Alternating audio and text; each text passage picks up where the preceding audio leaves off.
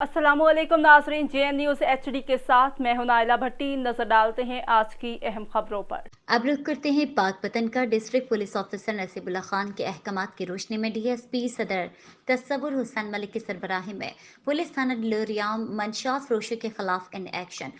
दौरान नाकाबंदी भारी मिकदार में मंशात बरामद, मुलजिमान गिरफ्तार, मुकदमा दर्ज।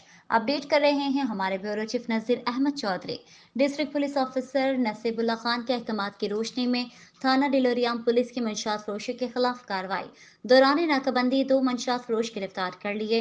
SHO थाना डिलोरियाम सैयद गुलाम मुर्तजा शिराजी ने मीडिया को बतलाया है कि मुश्ताक अहमद वल्द खान से 1150 ग्राम, जबकि दौरान नाकाबंदी पुल शमा कमीर रूट से जुल्फिकार अली वाल्द मंशा से 250 ग्राम चर्स बरामद करके दोनों मुलजिमान को गिरफ्तार करके इनके खिलाफ अलग अलग मुकदमा दर्ज कर लिए हैं। SHO थाना डिलोरियाम सैयद गुलाम मुर्तजा शिराजी का मजीद कहना था कि मंशात फरोश मुल्क व कौम के दुश्मन हैं जो कि किसी रियायत के मुस्तहिक न है। इंशाअल्लाह जराइम पेशा अफराद के खिलाफ बिला इम्तियाज कार्रवाइयाँ जारी रखेंगे।